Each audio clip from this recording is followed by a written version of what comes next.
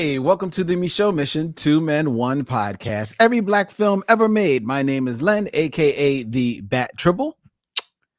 And as always, I'm joined by my partner. Hey, this is Vincent Williams.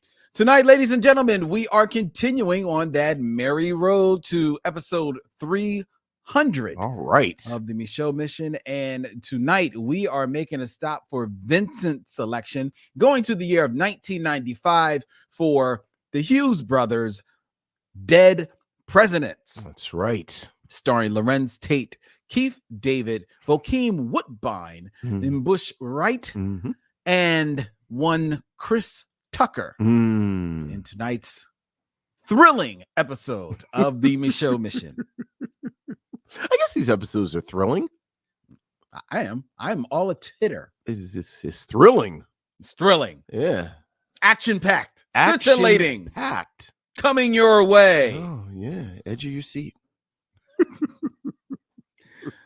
But before we start, let's, as always, give a shout out to each and every one of you out there listening to the show via the podcast catcher of your choice and watching us as we stream live via StreamYard to YouTube, Facebook, and to Twitch. Hello. Good evening. Good evening. What's up, Vincent? How you doing, brother? I'm all right. You know, dealing with the snow that hit us last week. Finally, yes. You know, shoveled out, and it's still a lot of snow everywhere because it's still cold. It's cold, but I mean, we got like, I don't know about up your end. I got maybe a good maybe 4. Well, we got about 6. Yeah, we got about 6. Okay. 6, 8 in some spots. Oh, enough that it had to be shoveled. Well, yeah, it did have to be shoveled. Yeah, but it didn't like cause like a big to do around here. No ruckus, no brouhaha. Well, no, because it was over the weekend, so I just kept my booty in the house. Just kept your booty in the house. Okay. I had just shopped. I had some fresh fish. All right. So I was rocking. I had fish and shrimp. Okay. I had to make myself a shrimp salad. Oh, very nice. And I had a good time. All right. We were having a very good time. Very nice. How was your weekend? No, not bad. The same. Once we shoveled we sort of stayed put. Stayed put. Very quiet weekend, obviously. Well, that's true. This was not the weekend to be gallivanting around. So no, it was not. Yeah. No, it was not. Unfortunately, the year of 2022 has started off with a bit of a bang, and this weekend, yet we lost another celebrity of our youth. Well, yeah, our youth. Yeah. The 70s, late 70s, 80s. Yeah. The actor Howard Hesseman. Yeah. Oh, yeah. Passed away at the age of 81. Yeah. Years old. Howard Hesseman, for some generations, known as the cool teacher of head of the class. Right. For another generations, he might be noted as a reliable comedic character actor. Yes. In many movies as well as on television series. But for most of us, Howard Hesseman will forever be known as the disc jockey, Dr. Johnny Fever. Dr. Johnny Fever. On the short-lived but greatly remembered. Yes. I think he got his PhD in Funkonomics. Amen. Yes. And he got fired for saying booger. On the venerable TV show WKRP in Cincinnati. Yeah. Oh yeah. Mainstay of our youth. And of reruns. Yes. It's interesting. You said it wasn't on that long, with 2-3 year run. It was a 4-year season. 4 years. But because of the reruns, I think several generations. Yeah. Certainly claimed it. I have to say, I don't remember it during its first run. Oh, really? Yeah, but I certainly watched it in reruns. I remember it very fondly in its first runs, watched it in reruns, and waited with bated breath because it was a show that was set in a radio station. They played the music of the day. Yeah. Oh, yeah. Oh, yeah. The times throughout the show. Right. Which was great. and was great in reruns. But once the DVD, explosion of the, I guess, early 90s. Yeah. And the whole rights issue. Right. WKRP was a show that got, kind of like stuck in limbo. It got put out there, but it was with like replacement music put on. Right. But eventually. And even that was the stopgap. Yeah. Because for many years, it just wasn't you couldn't do it at all. Yeah, it just wasn't on DVD but at then all. They put the replacement music out there, and then people were like, it's not the same feel. Right. But then Shout Factory went in and actually, ponied up for the rights for, I think the working percentage is about between 92 to 95% of the music. Okay. From that was used in the show. They ponied up, paid the rights so that the DVDs could be put out in as complete a fashion as they can be. And I have the complete WKRP in Cincinnati. It's a good buy, as you said. I think just to follow that thread for a moment, it was this really specific moment in licensing and the change of technology. Yeah. Where you did have the other show that I always think about is the Muppet Show. Yeah. Which was also held up like that because of all of the musical performances. Yeah. And they realized that they hadn't signed off on everything. And it really was. And you'll correct me if I'm wrong. Wasn't there a hiccup with Batman 66? There was a hiccup with because they had to go and get all of the celebrity of the celebrities to sign their clearances. So and with dealing with that, it was like estates. Right, exactly. And then the Batman thing was they had a cameo every episode. So you had to go and really track down, like you said, the estates. Yeah. Of all these, like all of these people who were on screen for 20 seconds.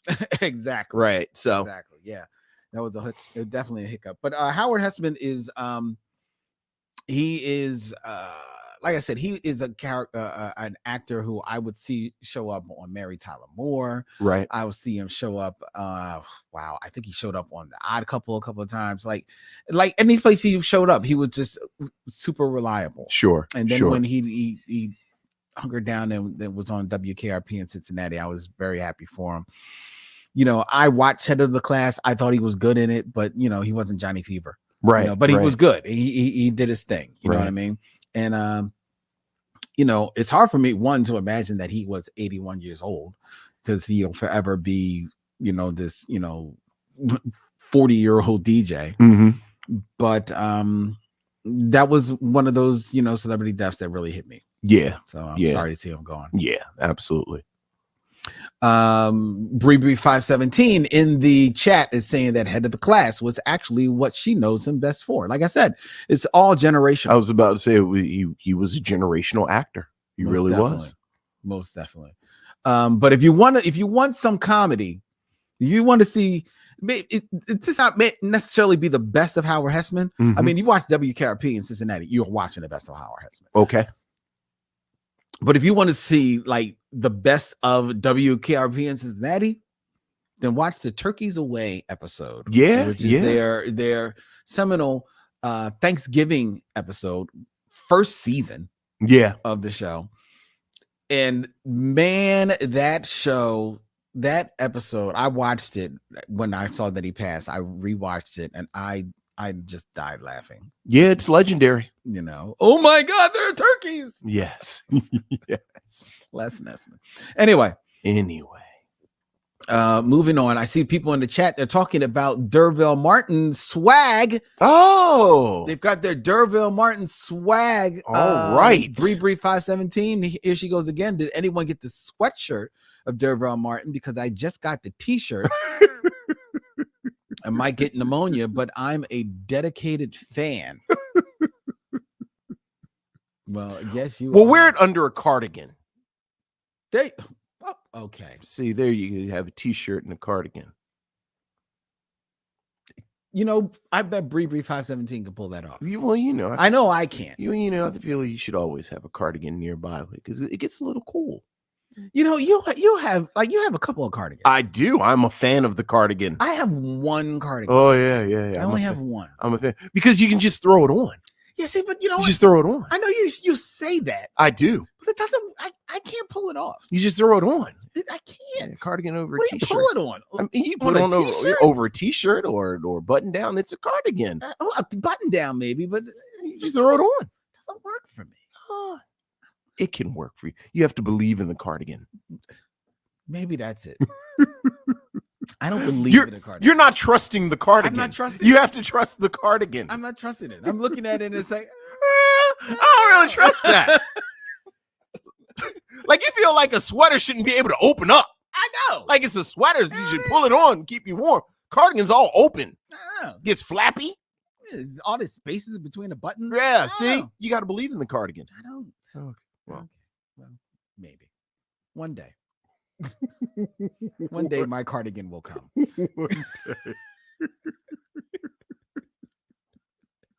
We're going to look to the future. Flying cars, robots, and Lynn wearing a cardigan. We got some listener mail, Vince. Missives from the missionaries. Yes, and we actually got it in by way of listener mail.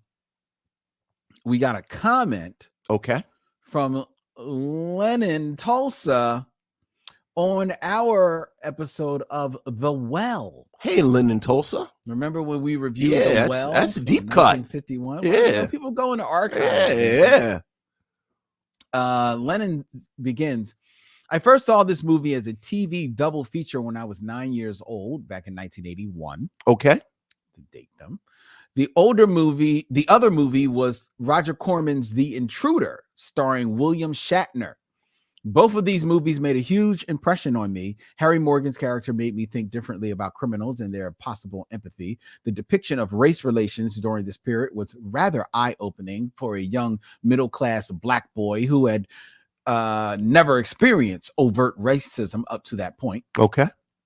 This period was when my parents were adults, 1940s to the 50s, who grew up during the Great Depression and survived Jim Crow and suffered constant anti-indigenous racism. My parents and grandparents would tell me stories about this period. Many movies glossed over civil rights issues and bigotry, or they may have presented tepid scenarios of racism that was cartoonish.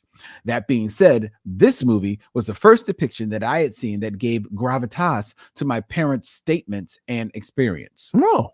Okay. Before you ask, no, my parents would not let me watch Roots, and they wouldn't let me watch Good Times, Sanford and Son, or The Jeffersons either. Mm-hmm. With Roots, my parents had personal experiences similar to much of the violence depicted in Roots, and they didn't want us, their children, to ever see something akin to what they went through.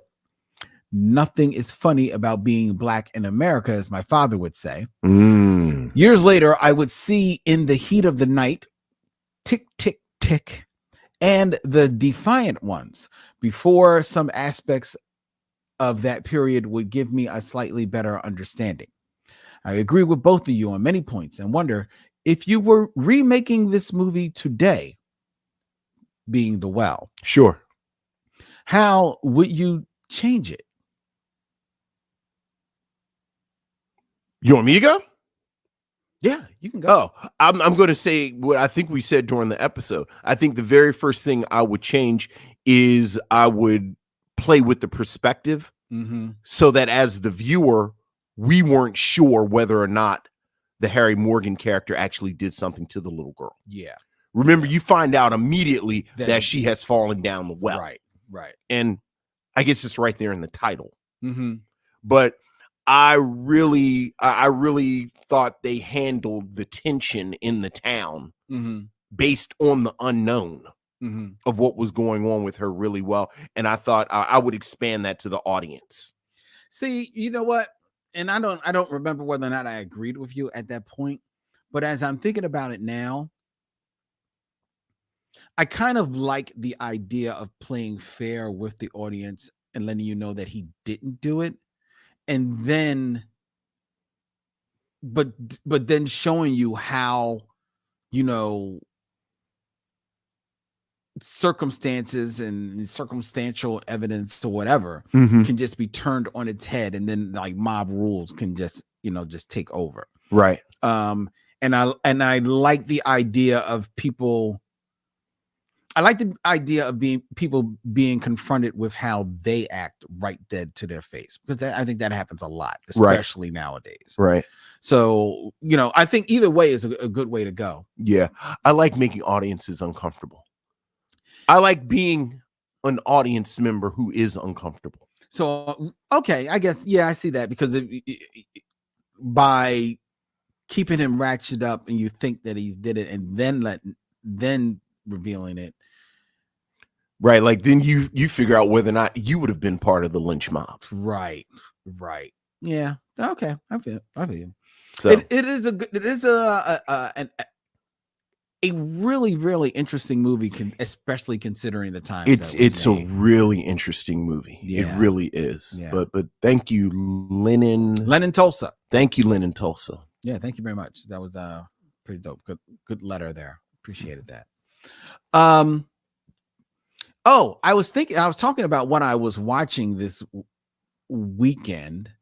Yes, and Lynn was talking about that to me. He wasn't talking about to y'all. No, I did not mention it to the missionaries, but in our conversation about what I was watching this weekend, you and I both mentioned that we watched the Janet Jackson documentary. We did, or at least the first 2 episodes. Yeah, I have, I think, 10 minutes left. I'm not going to say of the second episode. Like, I'm not going to say somebody I'm married to fell asleep, so I couldn't finish watching it. But if you point at somebody I'm married to, I'll whistle.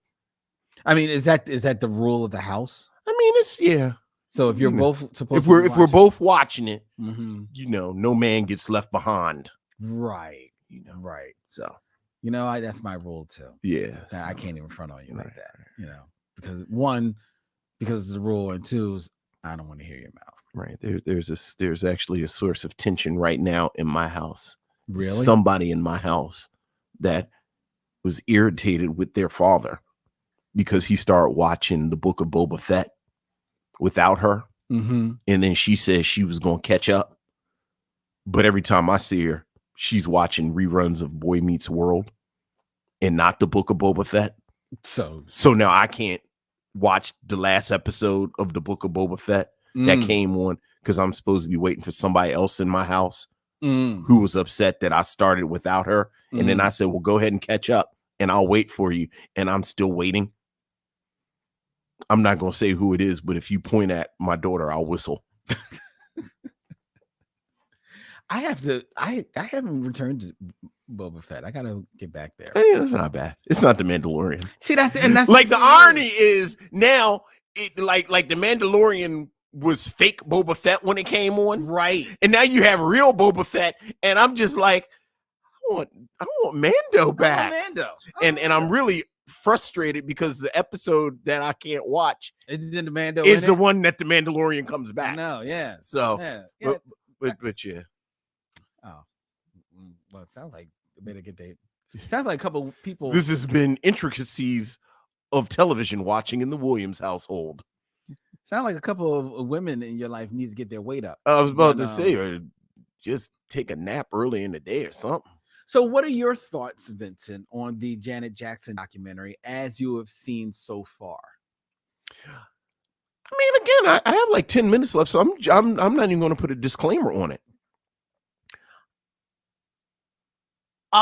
Well, let's start here. I am fascinated by Janet Jackson.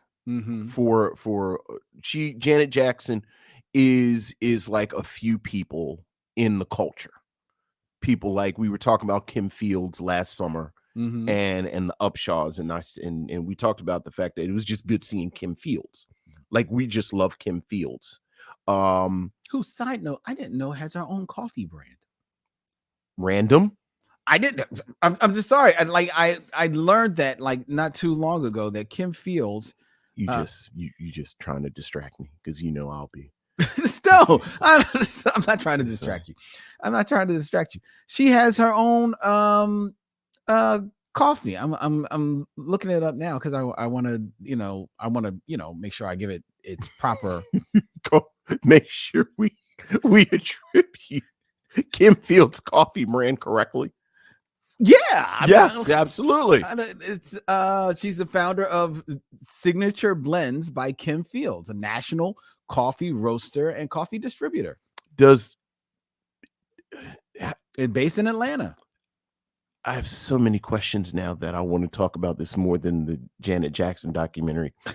So, does Kim Fields roast the coffee? Well, I don't know if I don't think like is she just a celebrity name or like how much is like does Kim Fields go like does she go to like Madagascar and, like does Kim Fields have a farm in Ethiopia? Like I have so many questions. Like part of the Marley fortune is coffee in Jamaica. Mm-hmm. So how much is Kim Fields involved in this? Well, I mean, it's hers. It's Signature Blends by KF, Kim Fields. It's a full service wholesale distributor of coffee teas and coffee dry rubs, offering high quality gourmet coffee and beverage services to small businesses, corporations, and they're located in Georgia. Have been since 2017. No. How much is like sort of like the I know like the Coppola Vineyards? Like how much is Kim Fields involved? This is her in the production of these coffee beans. See now we need to know. Dude, you brought it up. I know. I'm looking for information on that. She's the owner. You gonna keep saying owner, founder. Is Kim Fields out there with a sack? I don't think she's pulling coffee beans. I don't think Kim Fields is out with a sack, but she's a person. Is she a roaster? Like is she in there with the big stick? With the big stick, doing the beans as they roast. You ever see the roaster? Like, does she roast small batches? Like, does she do tastings where like they have like 5 cups and they say, Mrs. Fields, we've just brought in a crop. Would you like to do some tasting? And like she takes it and swishes it in her mouth and like aerates it. And she says, this has hints of raspberry and cinnamon.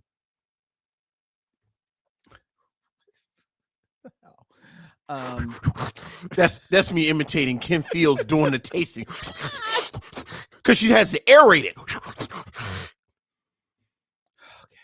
all right. I'm getting all of the information that I can about her.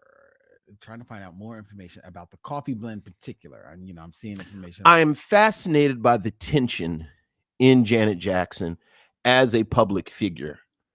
As a Black pop culture figure, and obviously as this huge pop star. Yes.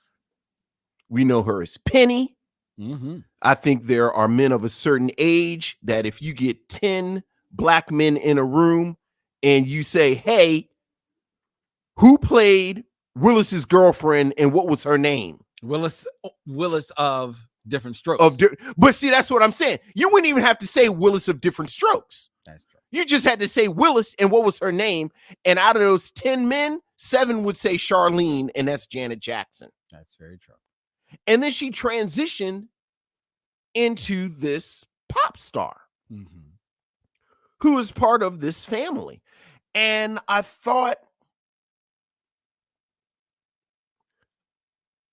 for a documentary, and you and I talked about this, that, clearly this is an official Janet Jackson documentary that Janet Jackson and Janet Jackson Productions put together. Right. But you realize how much you really don't know about Janet Jackson. So even the little bit that you learn is more than you knew.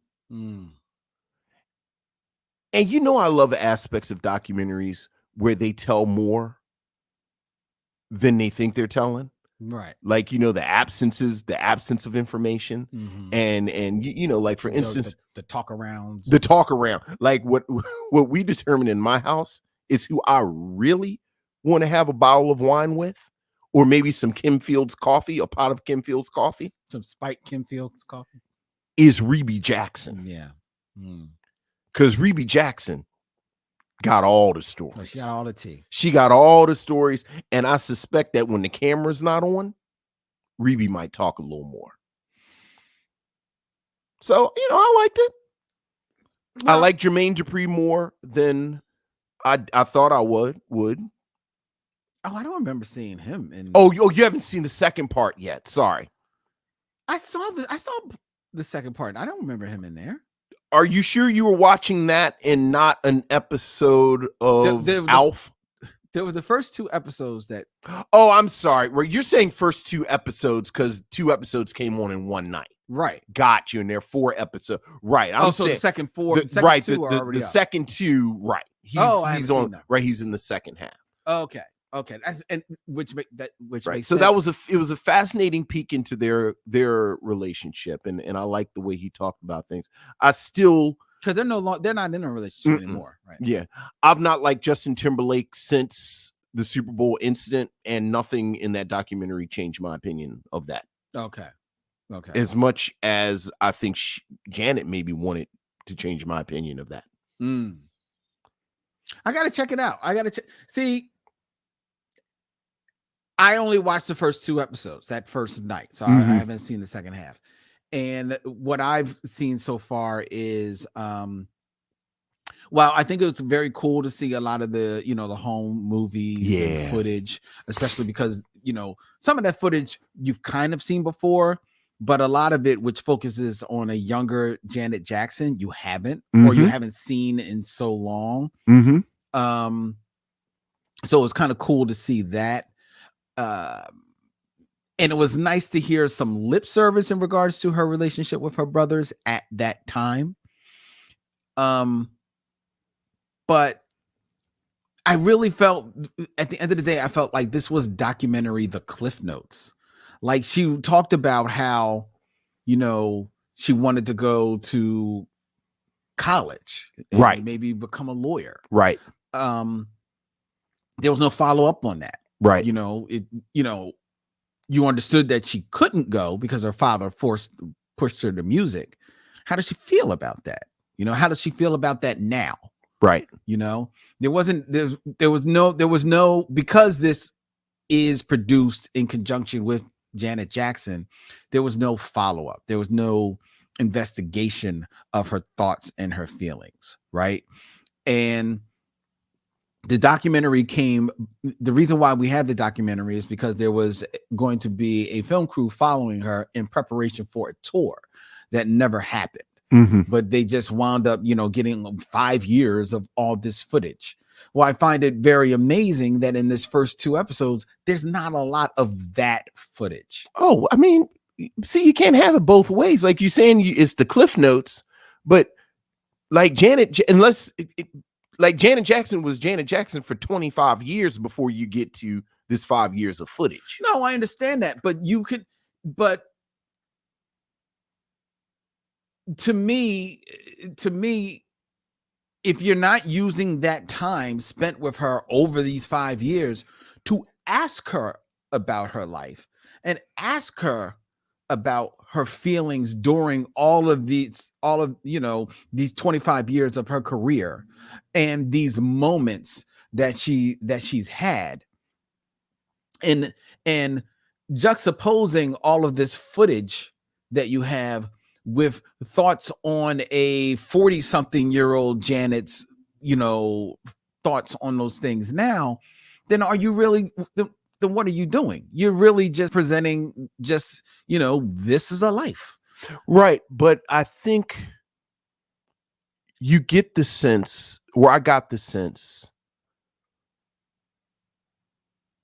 that either everyone has told a version of my life, or, and I thought this was actually very powerful, no matter what I do, my story is always an ancillary part of Michael's story. Okay, fair. That this is me, in a lot of ways, taking control of my own narrative. Okay.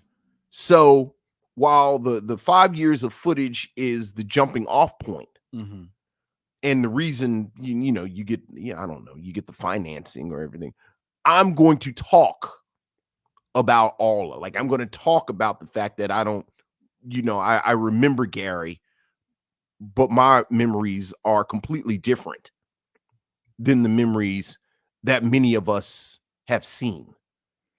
We've heard the Jacksons. I've joked about it before, but like for many of us who are interested in Jacksons, that Jacksons miniseries, Jackson's an American Story, like we've seen that house, we've seen everything through the perspective of the brothers, the older brothers. And it really was almost like a funhouse mirror version of the story that you think you know. And then, well, I'll just stick to the first half. So the first half ends where?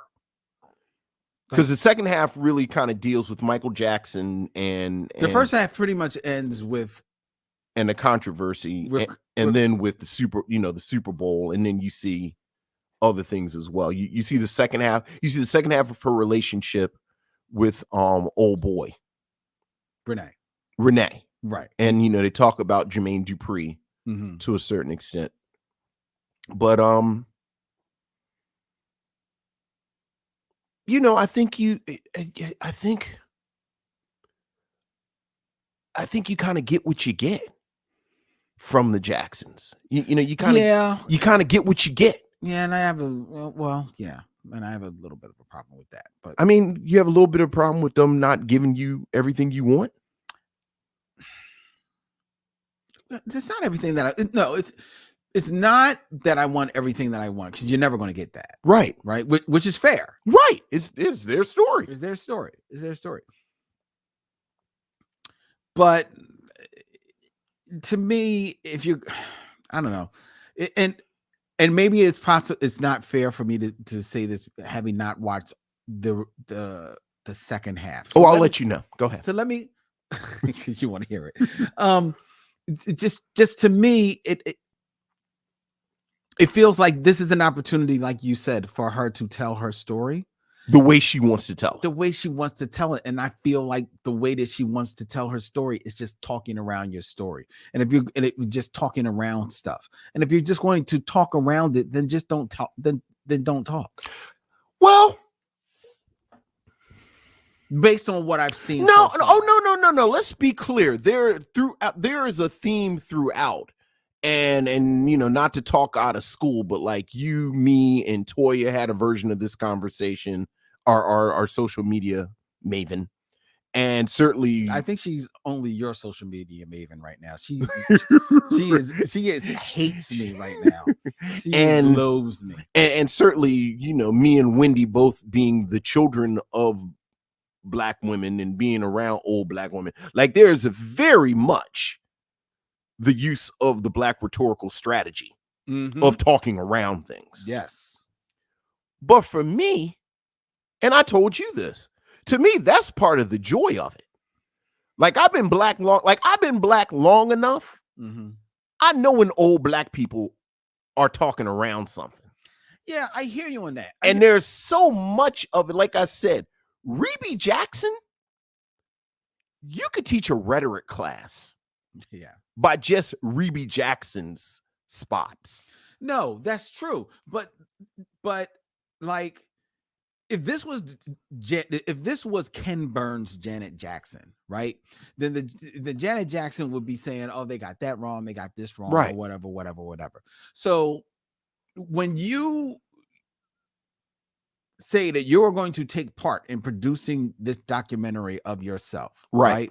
And especially when you're, as you said, the mission is to tell your story the way you want to tell your story, the way you want to tell it in your own words, then just like you're inferring what's the real meaning behind what's said and what's not being said between what Reby is doing and what a lot of what Janet is doing. That ambiguity is there because they put it there, and you have the opportunity to without spilling all the tea, you can still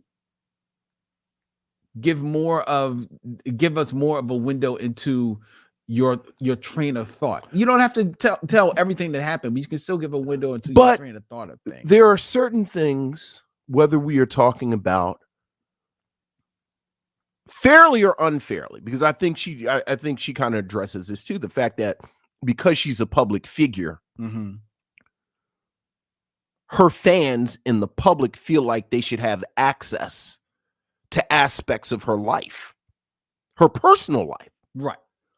There are aspects of her personal life that whether she says something or not, like she just can't not address it. I know. So I got to figure out how I'm going to address it, because I have to address it, because if I don't address it, that is addressing it, right? Frankly. So whether we are talking about her romantic entanglements, whether we are talking about her relationship with her brothers, whether we're talking about who did and did not participate in the documentary, because that's something. Yeah, it is something. Like it's 8 Jackson children alive. And it's only so far, I think I've only seen 4. I don't even know what 4 you saw, because it's Tito, Reby, and Randy. Oh, you're right. I thought we saw Jackie, but we don't. No, you don't. No, we don't. Yeah. No, you don't. Yeah, you're right. Well, you knew LaToya wasn't. I mean, I didn't know that. Oh, I know. I mean, I don't think they've made up. I mean, I don't know. That's what I'm saying. I don't know. I don't know. I will say this. So I'd say all that to say, like you said, if this was Ken Burns, Janet Jackson, I think maybe, not to put words in your mouth, but maybe your issue is that you want like when you say you want a documentary, you want a documentary. Yeah. And I get the sense, again, Janet is going to tell her story the way she wants to tell her story, which is not going to be Ken Burns with all of this information. Yeah, I hear that, but and frankly, take it or leave it. No, and that's true. Yeah. But like I pointed out to you and Toya, Mary J. Blige has a documentary that's pretty much doing the same thing. Yeah, that's much shorter. That's oranges and tangerines. Well, there really is no equivalent to Janet Jackson. No. As big as Mary J. Blige, no, she is not the equivalent of Janet Jackson in scope. I agree with that. But what I'm saying is that her documentary pretty much is doing much of the same thing that Janet is purporting to do in this 4-part documentary, which is kind of try to grab hold of her narrative and tell her story the way that she wants to do it. And in the Mary J. Blige documentary, I feel that it is done more artfully done, because I think that the Janet Jackson documentary is not that well put together as a documentary. And I think that without spilling all the tea, Mary J. Blige still allows you a window into her mindset, into her heart, into how she is feeling now, felt at the moments of these crucial times in her life as revealed in the documentary, and as a way of trying to give you a little bit more understanding of who she is. And I feel, at least from what I've seen so far, that that's what Janet is trying to do in this documentary, and it's not connecting with me. I don't think. First of all, I think Janet Jackson and Mary J. Blige are two different type of artists. I think Mary J. Blige's real appeal has been that level of intimacy. Fair enough. that she has shared with her audience. Fair enough. That was never Janet. Right. I also think because Janet Jackson has literally been in the public eye since she was damn near a toddler. Like, and you know, part of the reason I'm a sucker for I'm a sucker for all this old footage. And some of that footage from like the Jackson Family Hour, you forget just how young she was. And she just never had a chance to say, basically, I don't want to do this. Like, I think she's just, even though when you listen to the clips, she's saying it all along. No. I'm sorry. Let me be clear. Let me be clear. She said it, but nobody listened to her. Well, yeah. Like, this is the family business. Well, this is what the Jacksons do. And then you fool around and you're good at it. Like, I don't know if it's in the first part now where she says her fatal error was that she was fooling around in the studio and left something on the boards. Yep, and Dad heard. And then her father heard and was like, "Oh my goodness, we got another Jackson." Yeah. So, now I will say this again. I would have liked for them to dig into it a little bit more, but I will say this: that moment when she talks about how she really wanted to go to college, she really wanted to be a lawyer, and even in some of those clips of interviews, when her star is rising, you know, as a singer, you could see, or at least I could sense a little bit of wistfulness in her because, you know, I'm here, but I really don't want to be here. Right. Or I don't really want to be out front here. Or again, I don't know how much of a choice I had. Well, no, she was not given a choice. Like how much of a choice I had. Because you know, Joe saw talent, push it forward. He had already lost control of the brothers, and then saw Michael meteoric rise. He wasn't going to let this pass him by. So no, and she was daddy's little girl, so she was doing what she did. She didn't have a choice, but I think that show the pain of that, for lack of a better word, is evident in her face. Right. And I think that, again, I think that this is a moment where the documentary could have leaned in. But see, I read that completely differently. Like, to me, that's the beauty of it. Like you said, it's all on her face. Like, I don't need the Morgan Freeman voiceover. This was the moment that many would say that Janet Jackson thought about the path not taken. No, I don't need I don't need the Morgan Freeman voiceover. That's the moment when Janet Jackson speaks to that. She don't want to talk about that. And again, but that's like, I think you want stuff from her that she didn't want to do. She's not going to give it to you. Then don't do the documentary. No, I'm going to do it the way I want to do it. All right. We're going around. Right. Because we need to talk about the fact that they didn't have anybody from Different Strokes on there. They didn't even mention. But see, they didn't even mention Different Strokes. That's what I'm saying, though. Like, to me, that was the beauty of this thing. Well, that means like, there's another documentary. I was like, you were on Fame for 3 weeks. I know. Why are we talking about Fame? Like, we just not going to mention Different Strokes? Nope. Why are we not mentioning Different Strokes? I don't know.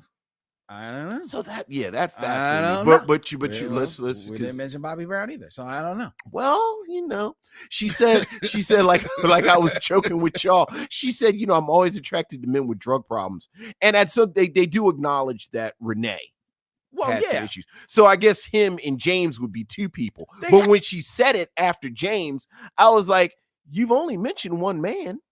So are you alluding to Bobby Brown? But we're not going to say his name. Of course not. So, but you're right. We need, because I'll sit here and talk about this for the next hour. I wish this was in theaters. We could have done a review. I know, right? All right.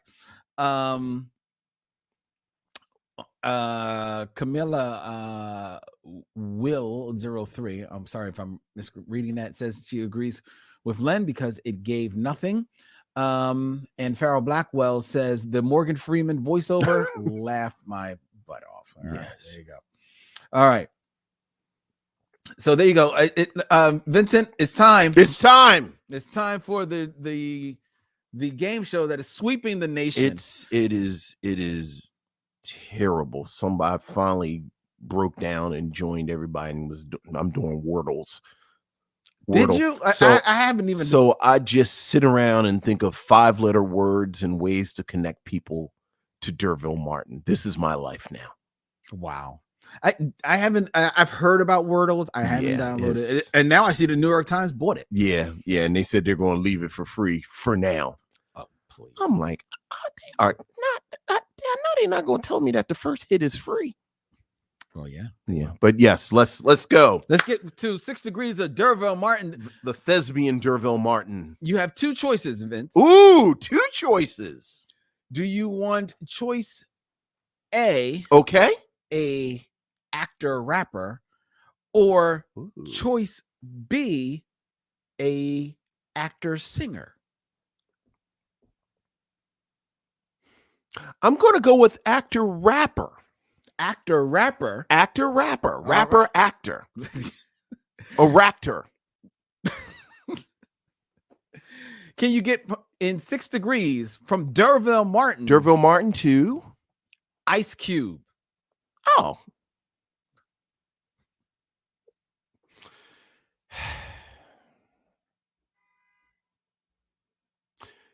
I'm not even going to take the easy way. What did I miss? I missed something. Come on, man. You can get to him through far, like Ice Cube's in Boys in the Hood. Like you can get to Larenz Fishburne like 5 different ways.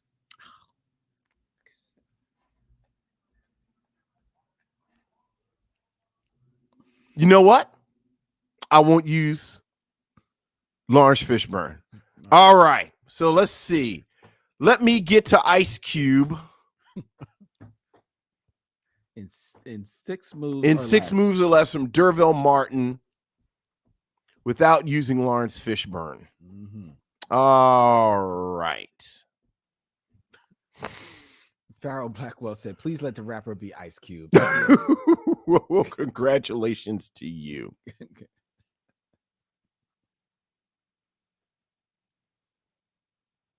All right. D'Urville Martin is in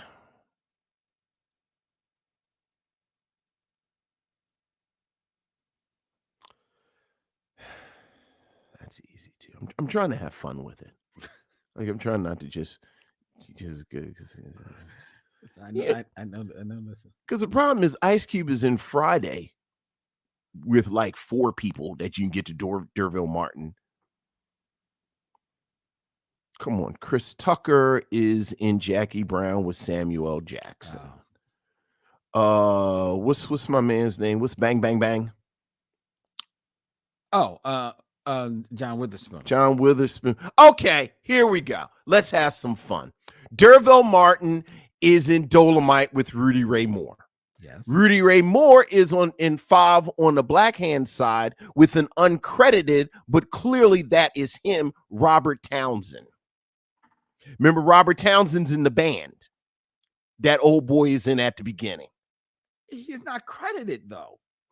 So I can't use him. I mean, clearly that's Robert Townsend. He's not credited. So you want me to use Robert Townsend? No, you can't use him. All right, fine. Is that on his IMDb? It actually is. Oh. But we won't use Robert Townsend. But we're still in 5 on the Black Hand side. Rudy Ray Moore is in 5 on the Black Hand side with Rosalind Cash. Rosalind Cash is in. Okay, so how will I get from Rosalind Cash to Ice Cube?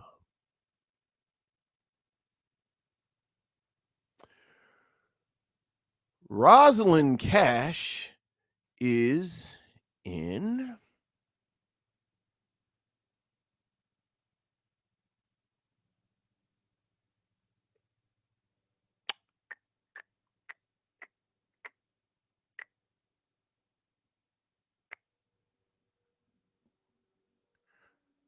Rosalind Cash is in Uptown Saturday Night with how many? Because I won't be too cute and lose my connection. How many have I used so far? I think you're at 3. I'm at 3. So Rosalind Cash is in Uptown Saturday Night with.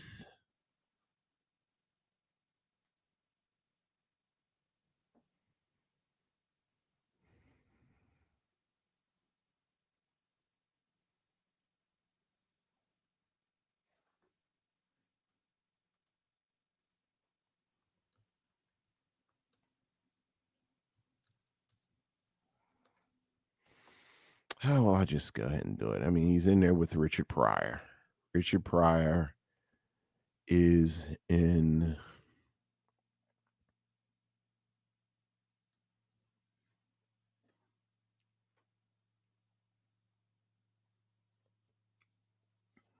So I have 2 more. Gotta be able to get from Richard Pryor to Ice Cube. I mean, I was trying not to use the big name actors, but now I only have 2 more.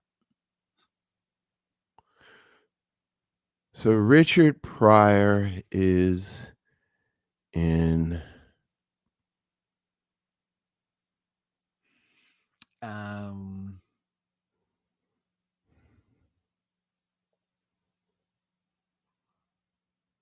trying to think. So I was also trying to think of what was Ice Cube in besides the barbershop movies and Friday that I could.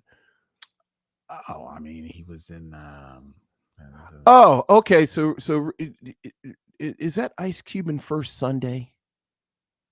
First Sunday. Yeah, where they rob a church. Oh, I'm just trying to think of Ice Cube movies that I don't really use that much. I think that's him. In First. He's Sunday. In First Sunday because I'm pretty sure Whoopi Goldberg's in that too. Really? Yeah. Let's see.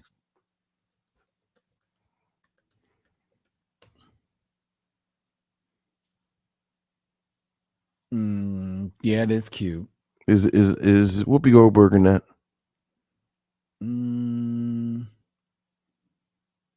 Not that I'm seeing. Right, who's old in that? There's some old people in that. Loretta Devine. Yeah, I'm not seeing Whoopi Goldberg. So I just start with Richard Pryor. So Richard Pryor is in Hollywood Nights. Your girl's in it. Who? In First Sunday? Yeah. Regina Hall. Yeah. Richard Pryor. I think I may have just messed up all my moves trying to go around because the easiest way is that. Well, go to easy route. Oh, well, the easy route is that Derville Martin is in Sheba Baby with Pam Grier. Pam Grier is in Foxy Brown with Chris Tucker. Chris Tucker's in Friday. Well, I got you the Ice Cube. All right, so there you go. Who was the singer? The actor singer. Mm-hmm. If you want to take a go at this, is Anika Noni Rose. We did Anika Noni Rose. Did we? Oh, we did. We did. Well, scratch that. Because you can get to her in Jingle Jangle and in Dreamgirls. Yeah, that's right. All right. Well, then, well done, Vincent. Once again, your streak continues. See, I know. See. I try to be, go black. I thought we. I try to go black. Give me an old white guy, real quick. Give me an old white guy. Pick an old white guy, top of your head, that I would know. Like you can't do. Randolph Sebastian. Old white guy, no. Come on. Okay. Old white guy, no. Give me an old white guy right now. Top of your head. Jack Warden. Old white guy, I know. I don't know. I thought you might know. What the hell is Jack Warden? You don't know Jack Warden? Apparently not. All right. Who is that, Lynn? He's a character actor. Yeah, not some character actor in one of them old dry ass movies that nobody watches but you. Look, I just watched the. I'm sure you did on Turner Classic Movies. Wuthering doves of hitherton. No, it's The Verdict with Paul Newman. You want to shit on the Verdict? All right, old white actor for you. Okay? Old white actor. 6 Degrees from Dervell Martin to Martin Sheen. Never mind. No. Because I just did it in 2 movies. Right. Lawrence Fishburne is in Apocalypse Now. Apocalypse Now. Yeah, I know. Yeah. I know. Look. The old white actors, they get around. They get around. What do you want me to do? All right. Dervell Martin to boom. Here you go. Oh, here we go. Here you go. Mm-hmm. Dervell Martin to Mark Hamill. You mean Mark Hamill, who was in 4 different movies with Billy D. Williams? That Mark Hamill? Okay, never mind. Or is there a different Mark Hamill? I forgot about Billy D. Williams. Look, I see Star Wars. I don't see black. I see black. I see dark. I see Darth Vader. That's what I don't see. I totally forget Billy D. Williams. Right. Oh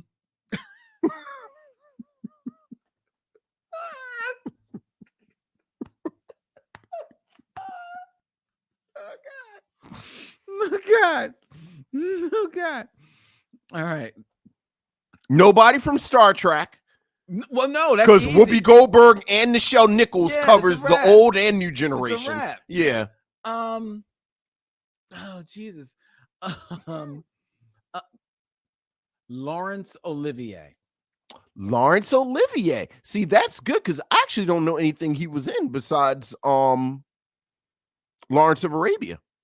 No, he's not in Lawrence. He's not in. Okay. He's not the Lawrence of. I was about to say you're right. Okay. Laurence Olivier. What was he in? I can give you one movie. It probably not going to help you.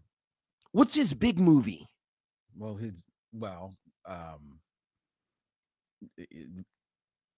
That you might know, The Marathon Man.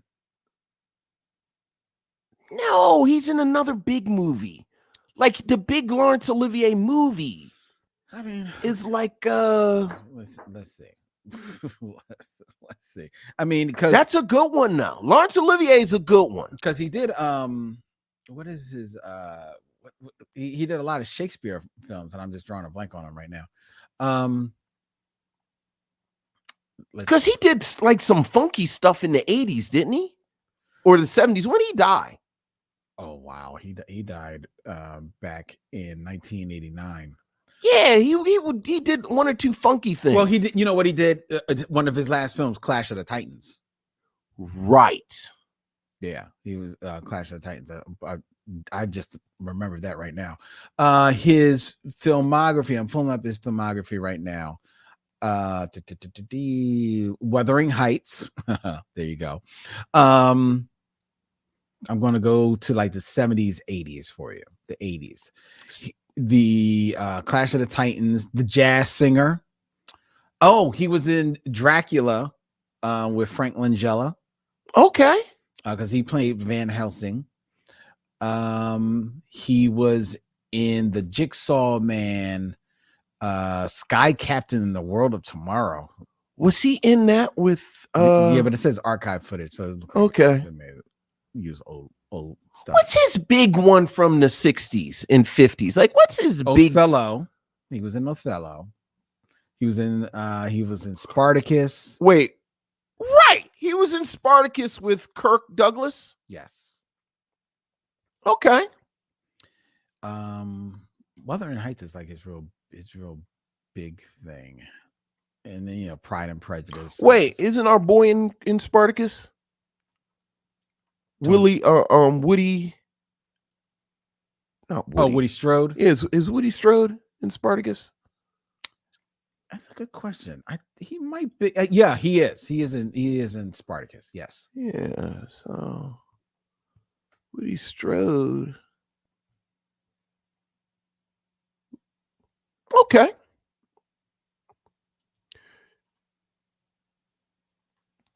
Dervell Martin. And I don't know if I'm going to get this. Let me see how quickly I can get to where I need to go.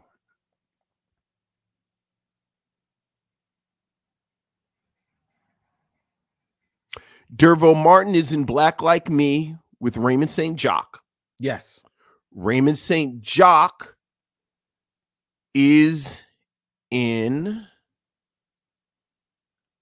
Oh, no, I'm messing up. Because, oh,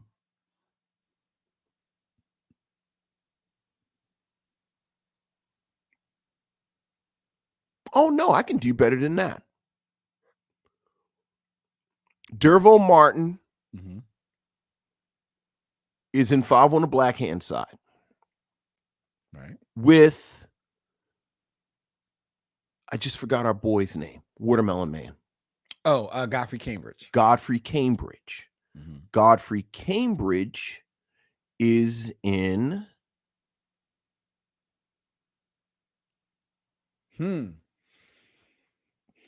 Godfrey Cambridge.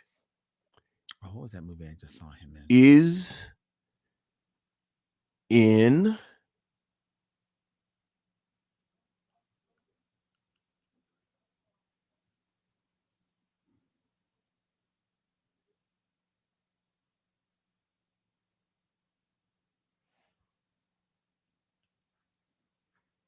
Oh, actually got him. I got him. Dervaux Martin is in Sheba Baby with Pam Grier. Pam Grier is in Posse. Okay. With Melvin Van Peebles. Oh, yeah, because he's in that. Okay. Oh, no. No, it's Pam Grier in Posse? She is in Posse. And I'm trying to get to Melvin Van Peebles, but she's in Posse with Woody Strode. Woody Strode is in Spartacus with Kirk Douglas. Kirk Douglas is in, I'm sorry, with Mike Douglas. Yeah, Kirk Douglas. No, Kirk Douglas. Wait, is that what I was trying to get to? Who am I trying to get to? I'm trying to get to Sir Laurence Olivier. Right, and Kirk Douglas is in, you just said it, Spartacus. Yeah, you just said Spartacus. Okay. You were done. All right, there you go. I'm going to let you just just keep going. Right. There you go. Keep it moving, Lawrence. Like, I'm right here. Right. So there you go. There you go. Laurence Olivier is a good one. Yeah, he's a good one, especially considering, like, because he's like super famous, but I don't know anything he was in. Know a lot of the movies. Yeah. Like I knew the Marathon Man. Yeah. Obviously, maybe it's you're missing, and Clash of the Titans, but Clash of the Titans. And who's in Clash of the Titans except for Harry Hamlin. Harry Hamlin. Which, how do you get to Harry Hamlin? Clash of the Titans. Right. I mean, because after that he's on TV for the most part. Exactly. You know what I mean? Laurence Olivier is a good one. Well, should have started with him. I was trying to, You trying to bet on black? Trying to bet on black. No, never. All right. Yes, we do need hold music for Vince because Vince is yes. Vince is long, but it's fun. All right. It's fun. All right, ladies. All right. That was 6 Degrees of Dervaux Martin. 6 Degrees of Dervaux Martin. Let's get into our review of Dead Presidents. Okay.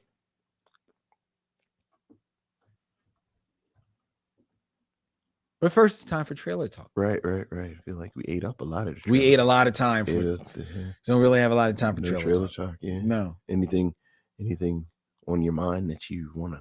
Well, I don't like you coming at my Jack Warden. But we can talk about that offline. Because, people are caping up for me in The Verdict. The Verdict was a good movie. I'm sure Paul Newman at his best. Yeah, okay. Well, one of his best. Yes. Have you seen The Verdict? I've not, so I don't know. Maybe it is. Do you have an aversion to 1980s movies? White movies. You don't watch them. I wouldn't say I have an aversion to them. They don't have spaceships. I was about to say I kind of was between the genre stuff, and then I think I like the those like Chevy Chase, Bill Murray comedies more than you. Well, I like a good Bill Murray comedy. I could take or leave Chevy Chase, Right. but and they didn't act together. No. But I lump exactly. all of those together: the vacation movies and Caddyshack, and Okay, well, Caddyshack is what it was. Right. Caddyshack was, but that is neither here nor there. no. I don't have an aversion. No. Okay. All right. Well, I guess that was true. That was true. That was true. You know what it is? I really just want to go and argue about Janet Jackson some more. I know that's what you want to do. You want to go back to that. But alas, that has come and gone. Yes, ladies and gentlemen. So we'll not be arguing about Janet Jackson. That was an interesting conversation. I'm going to finish it. I didn't know the last two were already up. Yeah. I thought they were like they released the first two. No, and then they were going to do week. No, the next night they did the next. Oh, so it was the very next night. Mm-hmm. Oh, so that probably could have. Yeah. Oh well. You know what? Well, I can't watch them because, like you, I can't watch them until. Yes. You know, my partner is here. Yes. So when my partner returns, then right. We will fire up the television. So pop her popcorn. All right. Because she's a popcorn eater. Because she's not a serial killer. She likes pretzels. Well, actually, no, she doesn't. No, she doesn't. She's just. I had to quickly admit she does not like pretzels. I actually teased Wendy the first time I actually went to her apartment and we sat and watched like TV. She had some pretzels, and I told her I knew I was sitting here eating these dry ass pretzels. But I like this woman, so I'm gonna sit here and eat these dry ass pretzels. So at what point did you tell her, like, yo, I ain't feeling these pretzels? Like this third date? I was about to say maybe a little bit after that. Like last week. Right. It's like, no, thank you. I'll pass. Like, you don't have to tell people you don't like it. You just say, no, thank you. I'm good. Just come with your own. I brought my own snacks. Right. I brought this gallon of water. I brought this hose. And my hose. It's like, are you punished? Like, what is some type of dietary restriction to good stuff? Or just a quick aside. Oh boy. As a dumb youngin. Yes. When I came home one day from school, right? And full disclosure, I may have been about 14, 15 years old. Okay. And my dog, we had recently gotten a new dog. Okay. So when I came home, my dog had taken a couple of trips to the bathroom in the kitchen. Oh no. On the linoleum floor. Oh. And I was like, man, it's like it was my job. I had to clean it up. Yes. I'm the first person that sees it, got to clean it up. Yeah, yeah. But me, in my stupidity, looked at the kitchen door, looked at the two droppings as they were lined up, and they seemed to be lined up directly in front of the back door. So I said, I can make this easy. So I opened up the back door and I propped open the screen door. And then I dragged the water hose into the house. Because in my mind, on the linoleum floor, it would just a powerful stream of the hose would wash it out. Will push right.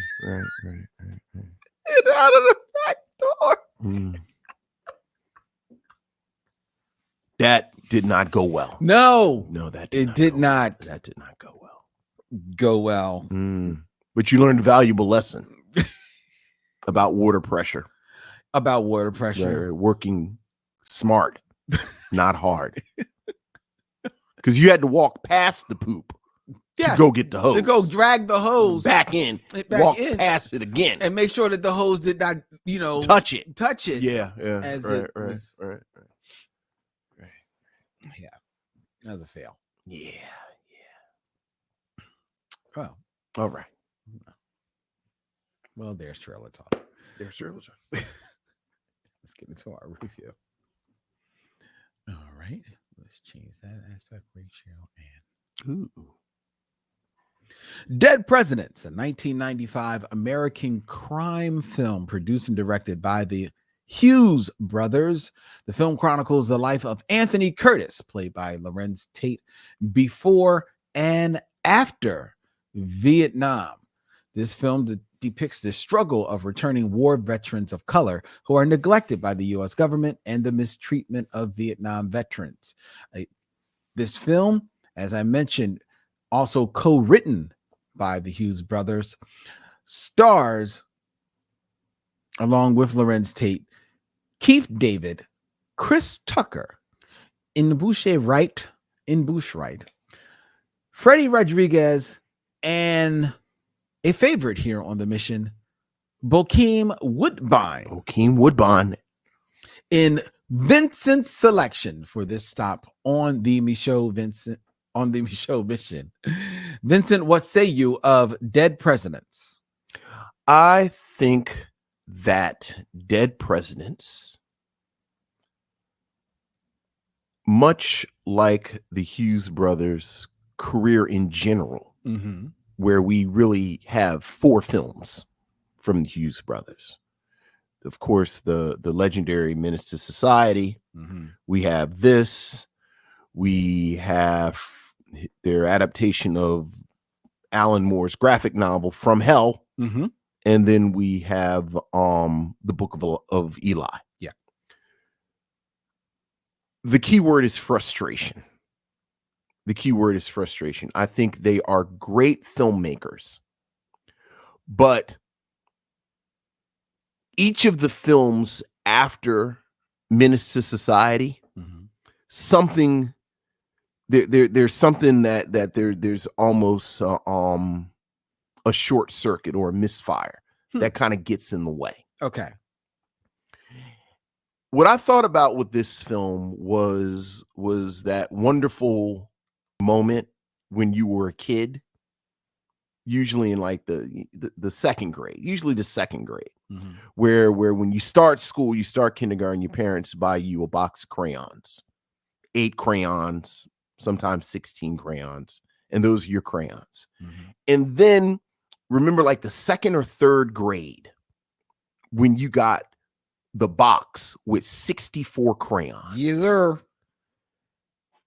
And it was the most amazing thing. Yep. Having this box of crayons. Yep. That had so many colors that for about a week, anything that you drew was just this hodgepodge of color because you had all of these crayons. Yeah.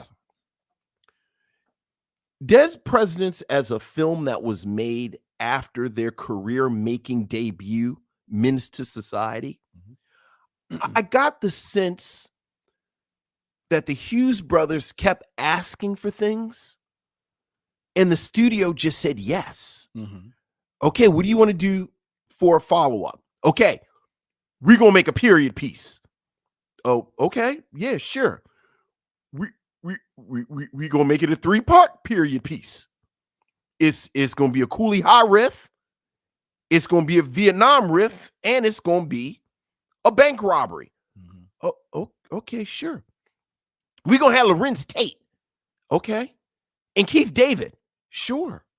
And Jennifer Lewis. And Bush Wright. And Clifton Powell. And Terrence Howard. And there's just so much in this movie that in a lot of ways it doesn't get to breathe. This movie is right at 2 hours. Yeah. First half hour, as I said a moment ago, you get this wonderful, basically postmodern Coolie High. It's idyllic. It's the Bronx. It's the late 60s. Larenz Tate, who, just go ahead and cut and paste this to everyone in this film, gives a wonderful performance. Like Larenz Tate is able to embody this innocent young man as he's about to graduate from high school. His buddy, played by Chris Tucker, and Freddie Rodriguez as Skip and Jose, And they are three amigos. Yep.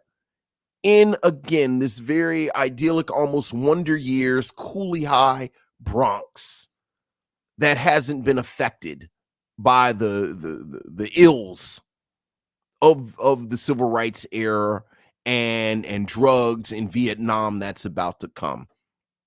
Keith David plays the local bookie, / bar owner, and he is wonderful as Kirby. Mm-hmm.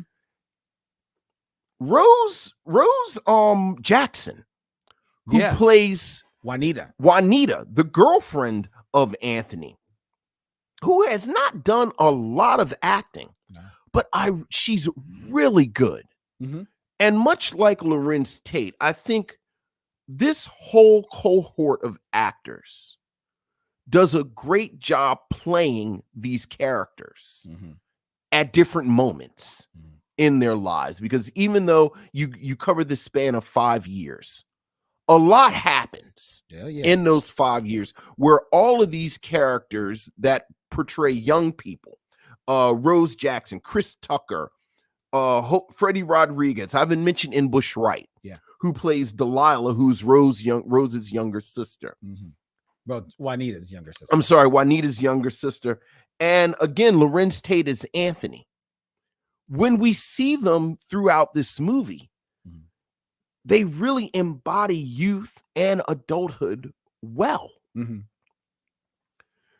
This first part is fantastic, and frankly, I could have spent 2 hours in this situation of them sort of navigating this space on the cusp of adulthood. At the half-hour mark, we transition to Vietnam. Yeah. And now he's in Vietnam. I didn't mention this because, again, it's an embarrassment of riches. You get one scene where you see Anthony's home life. Mm-hmm. Jennifer Lewis plays his mother. Yeah. There's no more compliments I can give to Jennifer Lewis that she hasn't gotten already. In this scene, she is very much, once again, the mother of Black Hollywood. We've not talked about him before, but James Pickens, who's probably most famous for being on Grey's Anatomy all these years, but he's a wonderful actor. Mm-hmm. He's in this one scene. Once again, the Hughes brothers asking for things and no one says no. Mm-hmm. I need someone for one scene to play a character who is Anthony's older brother. Doesn't have many lines. I think he has 2 lines. Mm-hmm. But I need him to embody the type of person that Anthony feels, frankly, inferior to. Mm-hmm. An older brother, a perfect older brother that Anthony feels like he has to carve out his own path. Right. You know what? Let's get Isaiah Washington. Yeah. Put him in a sweater and a button-down shirt and some glasses. Give him one line, but everything you need to know about this family is right at that table, one scene. Right in that dinner table. Yeah. So again, this could have been a whole movie. Mm-hmm. Just this moment in time. Now we transition to Vietnam. Yeah. And he's recon. Mm-hmm. And as someone who has gone to the movies through the 90s, after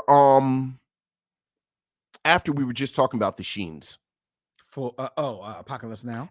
After Apocalypse Now, after Full Metal Jacket, and I was actually thinking about the movie that Charlie Sheen was in, and I just forgot the famous Vietnam movie. Platoon. We all know the visual and cinematic language of the Vietnam film. Yes. The 20 minutes we're in Vietnam is fantastic. Mm-hmm. Again, Larenz Tate is just a magnificent actor. Chris Tucker,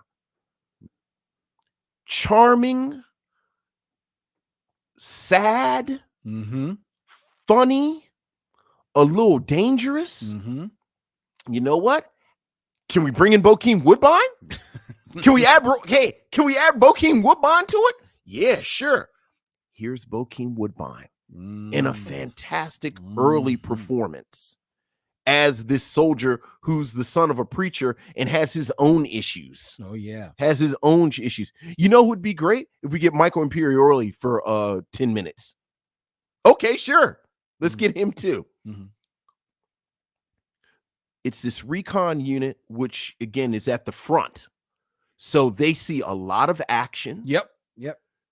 There's a lot of tension. Mm-hmm. The interpersonal relationship between this platoon is all on the screen. These are there's a fantastic ensemble for this 20 minutes. Yes. Once again, I could have watched an entire film of this platoon in Vietnam. But now Vietnam's over. Yep. And now we're back in the world. Yes. Now they're all adults. Larenz Tate has completely transformed from this innocent, wide-eyed youth of an hour ago. Mm-hmm. His whole cadence, his body language, everything about him is that this is someone who has been in recon.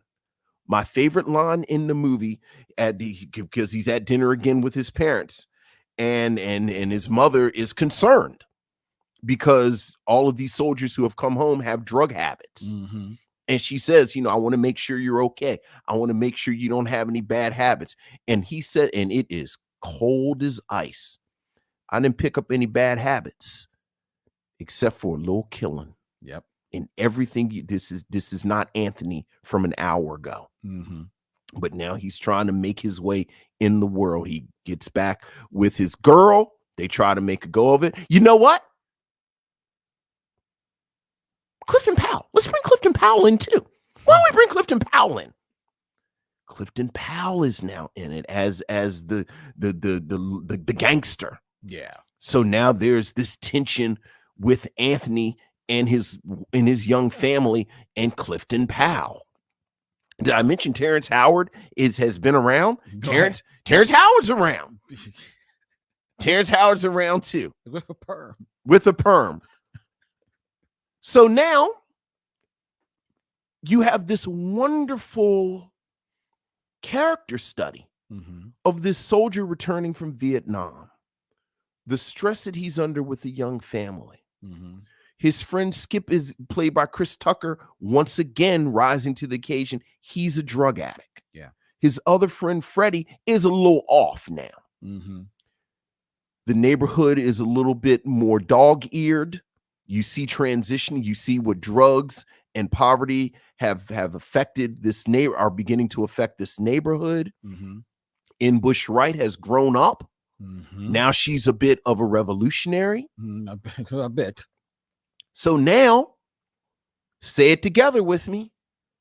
This could have been a whole movie. Mm-hmm. I could have seen a movie that started with him coming home from Vietnam. Yes. And then all of this. Mm-hmm. But you know what? We got these posters with these characters wearing this white paint with the black on their eyes, this amazingly evocative image. So now we got to do a bank heist. Gotcha. So now there's a bank heist. Yeah. And they plan the bank heist. It's a caper. And of course, the heist goes wrong. And I have to say, I forgot that a few of the characters got away initially. Mm-hmm. But now you have what always happens in the best versions of this story. Even when you get away, there are still complications. Mm-hmm.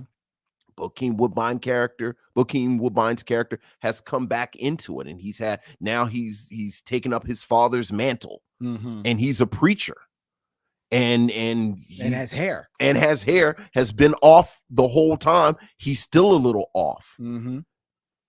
Now he's messing up with the money. Skip is still a drug addict.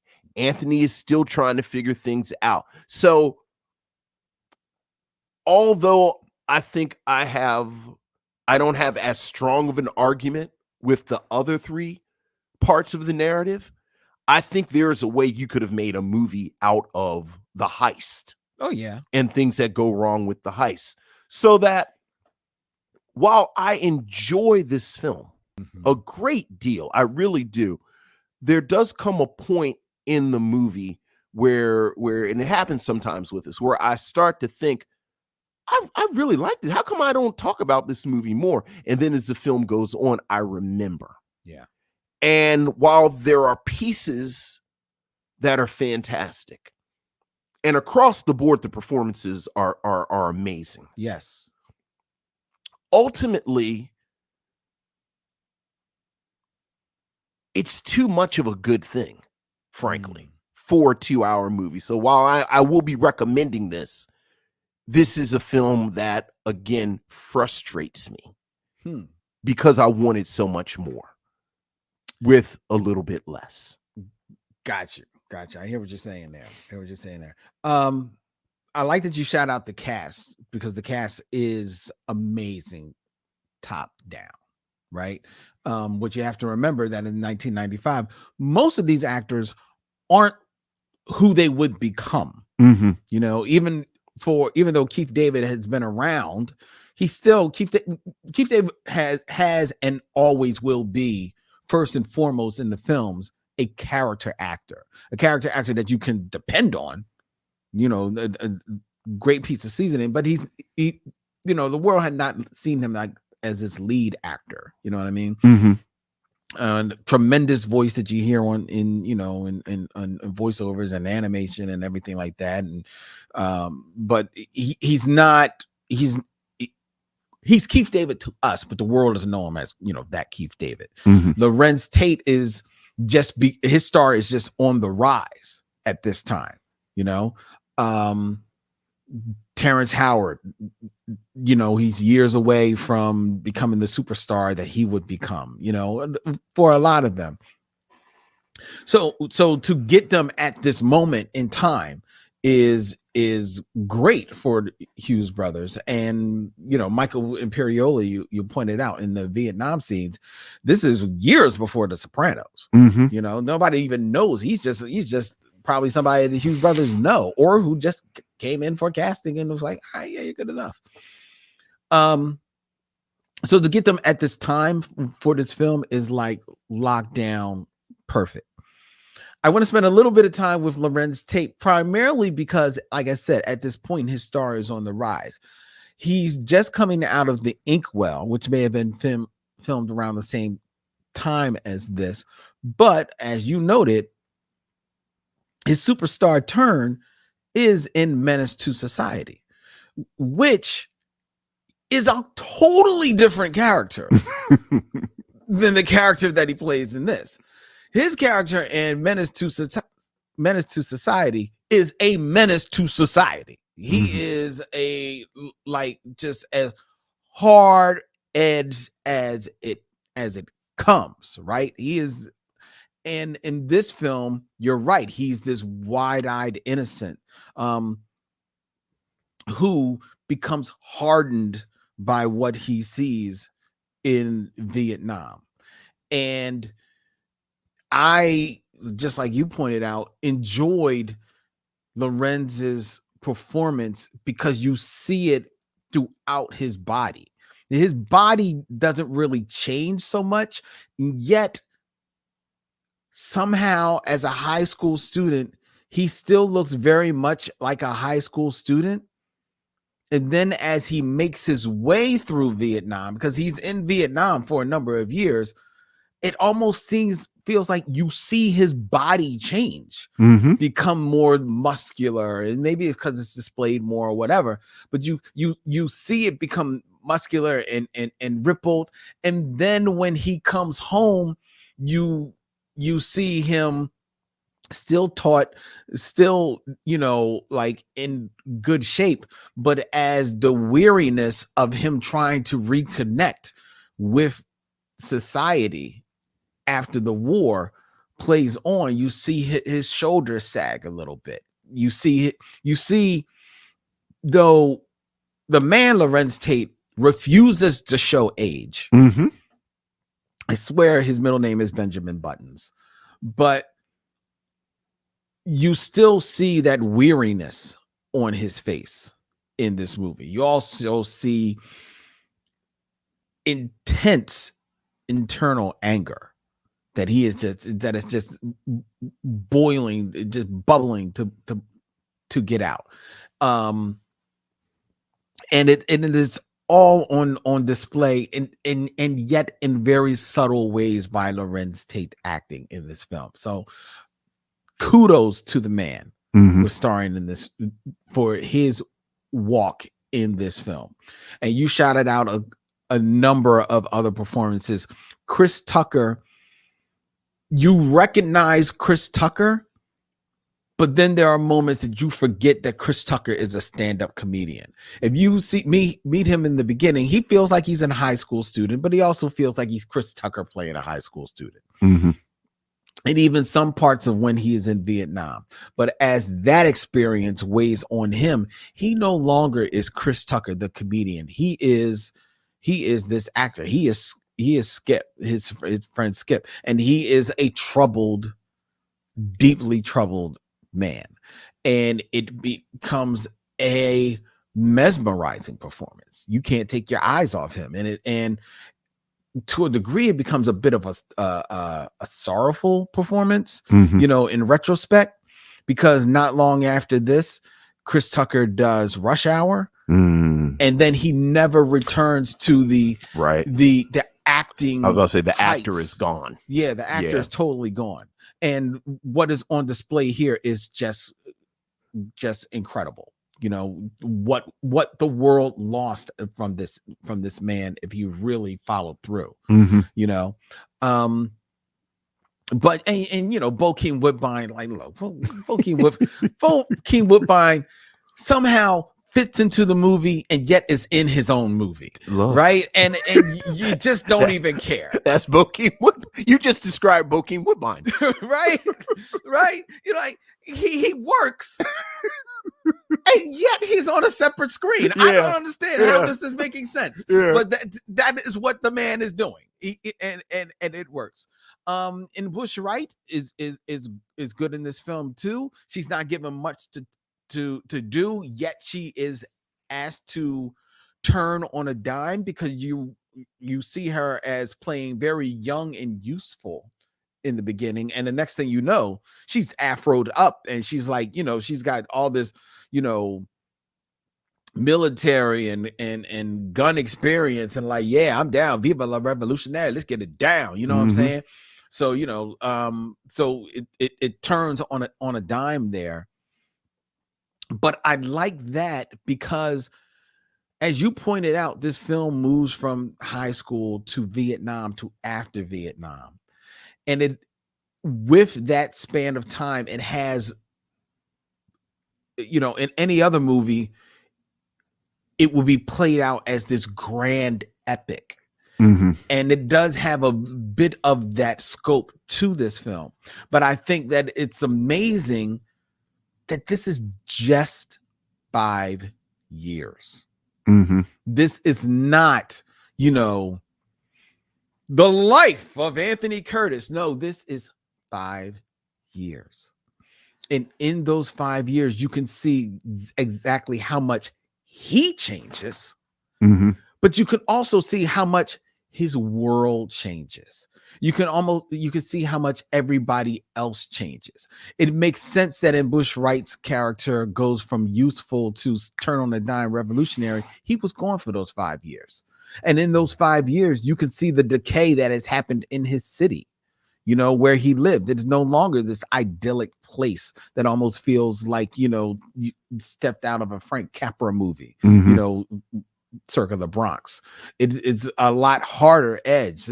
Somehow, even the more seedier sides that you're kind of showing in the beginning have a lot more wear and tear and dampness on it. Kirby's spirit is totally down. This father figure, this mountain of a man who he looked on high for inspiration and guidance, is now just, this guy just trying. I'm just trying. He's like, now he's just a straight criminal. Actually, he's just, like, before he's kind of like hiding in the switches, and now he's just straight like, yo, I need something. Like, let's make it happen. I think it's kind of cool that happens in 5 years, because it shows you just how quickly a neighborhood can change, just how quickly your circumstance can change. So I thought that was smartly done. There's a lot of smart touches in this movie. The transition from high school Anthony to Vietnam Anthony, as seen from jumping over gates trying to escape Juanita's house, to all of a sudden he's running from gunfire in the jungles of Vietnam, was beautiful, expertly done. I think the Hughes brothers, you're right, they're given all the toys to play with for that a director could want, and they are not wasting any of it. And in doing so, I feel that they're having fun with that, but they're still being economical. I think they're still making very smart choices with how they are shooting this film. And for that, I reveled in it. Watching this film again, I enjoyed it. I think one of the reasons why this is a film that gets lost in the sauce a bit is because there's no happy ending. No, not at all. There's no happy ending really for anyone in this film. No, not at all. And in displaying these people as they were youthfully and as they are, 5 years later, you can see what has happened. That youthful, innocence has been grayed, and there are a lot more levels to all of them, their circumstance and how they're getting by in this circumstance. And you can't help but, even though it asks some hard questions of you, but empathize and see yourself in a lot of these characters. And you pointed out one of the main ones, and that is Juanita. Juanita, his you say girlfriend, but really she was just, the girl he liked in high school. Right. And the first time he made love was with her. Well, as it so happens, the first time he made love, he hit the bullseye. Yeah. And found himself with a daughter that he didn't know about. Well, he knew about. Right. And I also like the commentary of him being away at war, and after corresponding back and forth with Juanita, stopping, because he wouldn't be able to continue being the soldier that he had to be, right, with the thoughts of them on his mind. Right. He had to already, and you hear this from soldiers, you have to already see yourself as dead so that you can get the job done. Otherwise, if you'll never do it. And he had to do that. Yeah. And then when he returns home, I like that Juanita calls him out on that. Absolutely. As she should, because she wasn't there. Right. And even if, and as much as he might tell her why he did what he did, she couldn't understand that. Right. You had to experience that. So she was right to call him out on that. Right. And I appreciated that. There were some things that some people might think she went a little bit too far, but there are some people who might say he went a little bit too far. Right. I mean, I think you have to acknowledge, like you said, just how young they still are. Right. But as young as they are, how much they've grown up. Right. How much they've had to deal with in those 5 years. Yeah. And I just to underline what you just said, I admired more today than I ever have how much Juanita's voice is given space. Me too. Where I think it really complicated a narrative that she's a shrew or the bad guy or this. Like, I really appreciate today how the film lets you understand the strain she's been under. Yes. And the choices she had to make. And you're right, and it plays fair with her because she's being true to him, right? Yet she's not taking his shit, right? Even though the shit that he's given, he can't help it because of where he's been and what, right, and the frustrations that he's feeling. There's, it's a frustration that veterans feel in general. Sure. But certainly veterans of color felt it even more. Right. Returning to home that doesn't have anything for you. Right. And Vietnam, I think, just culturally is the first war that set up the language that we have now. Yes. So it's only a moment. And they really, it's kind of on the nose, but I appreciated the judge at the end, Martin Sheen, who served in World War II, being dismissive of Vietnam. Yeah. Because it's 1973. Right. And this very much was some of the attitude for people. And then, as you said, when it's exacerbated by the fact that he's black, it's even worse. Yeah. So I think that's the main reason why this film falls through the cracks. Then also, you're right. It's a film that it is 2 hours. Right. It's a solid 2 hours. Well, I also think, frankly, it was a bit of a bait and switch.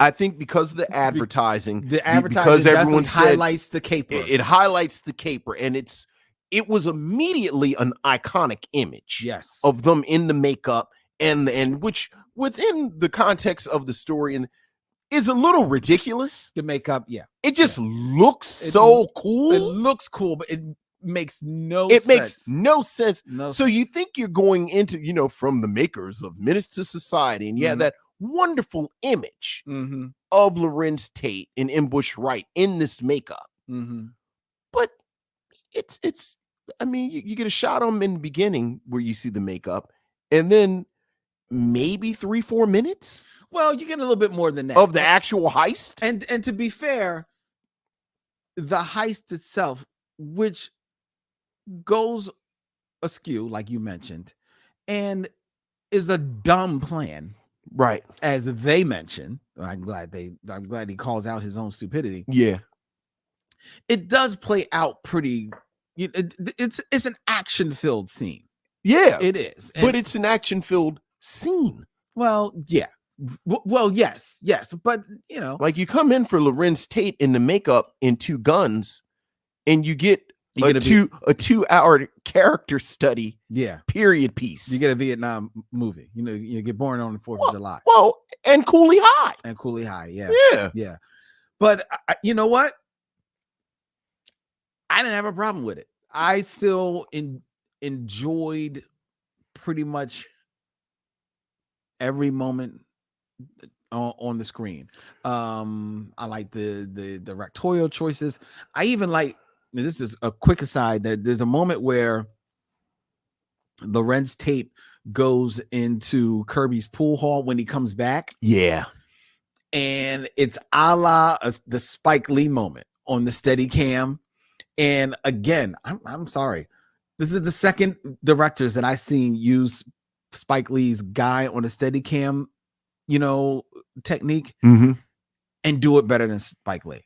Okay. Like I just thought it looked so cool. It's a great moment. And again, it's this wonderful contrast between Anthony going in the pool hall as this sort of bright-eyed, bushy-tailed kid, and now Anthony, who's come back from Vietnam, and he's a man, right, and navigates this space as a man. It's a little on the nose when you have the second scene with Terrence Howard's character, and they're actually playing the big payback. Yeah, but you really do see how, to your point, talking about Juanita not understanding what he's been through. It's funny and it's very satisfying to see Anthony beat Terrence Howard to within an inch of his life. But you realize that Terrence Howard's character doesn't understand who he's talking to right now. Right. This is not the kid about to graduate from high school. Yeah. This is someone who has been in Vietnam, again, in recon for 5 years. Yeah. He ain't no toy. What you also recognize there, I think, is that Terrence Howard's character is the guy who pulls a knife on Anthony earlier in the film. Right. When he's a kid. When he's a kid. Yeah. But also when Terrence Howard's character is, the idea of, the tough guy in the neighborhood. I think is very interesting juxtaposition that you see Anthony, yes, return the favor in spades to Terrence Howard later after a war. But speaking to our other man, when he comes back across Clifton Powell's character, and Clifton Powell, the snake charmer that he is, in the role that the man was made to play, comes out and shows, and they have their tete-a-tete.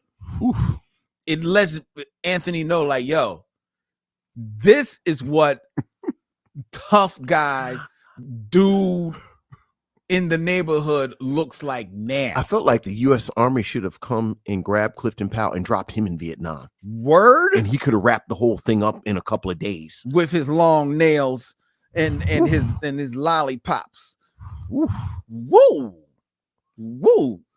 That was, and what I also loved about that scene, there was no payback on Clifton Powell. No. Well, look, there was no payback. You're gonna have to kill him, right? Because also Clifton Powell was out of pocket. He was out of pocket, but Clifton Powell was also speaking truth. He was 100%. He was 100% speaking truth. I mean, like, he was out of pocket because he had no business coming up there dropping that money on that woman. But he did that. He took the money. But also, I don't think Clifton Powell goes anywhere uninvited. No, exactly. But man, that was such a riveting, great scene. In this movie, and again, like, that was another moment where his anger is there because he probably he wanted to just go at it, but he couldn't. Right. It's right. Look, to be clear, I really enjoy this movie. I think it's way overstuffed. To your point, I think that's a very good point that this is still relatively early in the career of a lot of these actors. Yeah. So arguably, the Hughes brothers may not have known just what a bounty of course they had. Yeah, this is really getting really good actors. Right. But like good actors that can carry a film. Like every one of these actors could damn near carry this movie by themselves. And okay, arguably they don't know that. Right. And like I said, I think it's just so much story jammed in. But, dare I say, I love this movie. I love the movie, but again, I'm frustrated because I wanted basically 3 separate movies, arguably 4. Either 3 separate movies or